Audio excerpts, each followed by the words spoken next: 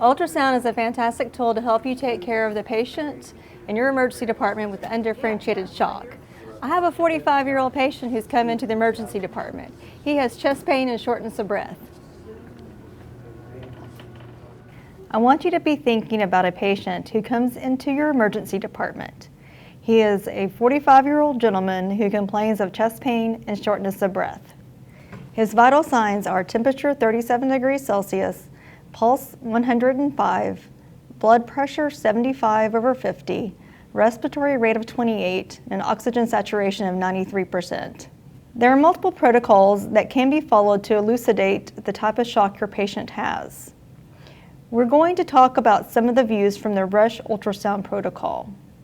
This protocol involves 18 views.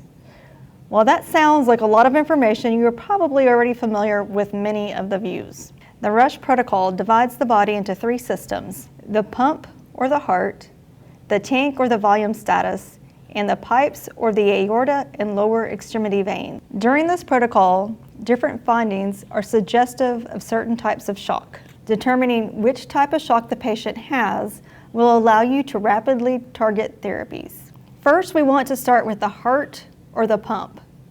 There are 5 questions you should ask. Is there cardiac activity? Is there a pericardial effusion? Is there pericardial tamponade? What is the approximate ejection fraction? And is there evidence of right heart strain? A subcostal or apical 4-chamber view plus a peristernal long axis view can be used to answer these questions. You're probably familiar with the subcostal view from the FAST exam. A low-frequency curvilinear or phased array transducer can be used. The transducer should be placed in the subcostal position with the probe marker pointed toward the patient's right. Let's look at an ultrasound of a normal subcostal view. The apical 4-chamber view is an alternative view. The low-frequency transducer is placed over the apex of the heart with the transducer indicator pointed toward the patient's right. This is a normal apical 4-chamber view. Another view is a peristernal long axis.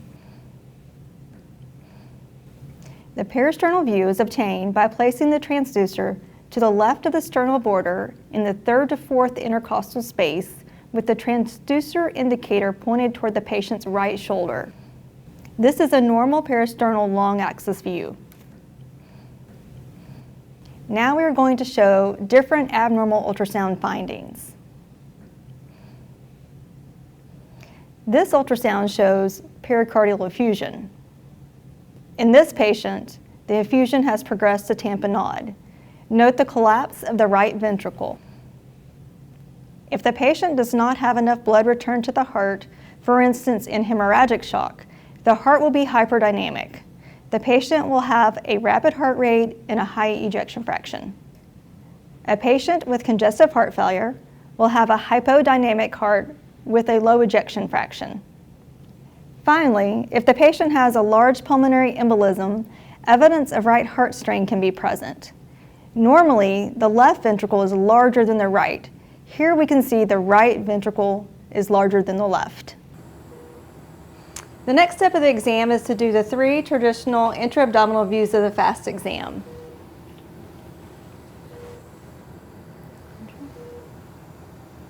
We will now compare normal and pathologic views. Here is a normal view of the right upper quadrant and a video showing free fluid between the liver and the kidney. This is a normal video of the left upper quadrant compared to a view with free fluid around the dome of the spleen.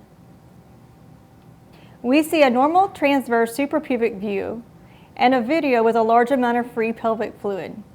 You can see the uterus surrounded by fluid. The FAST exam can be extended to look into each hemithorax. Greater detail of these views can be found in the Access Emergency Medicine Lung Ultrasound video.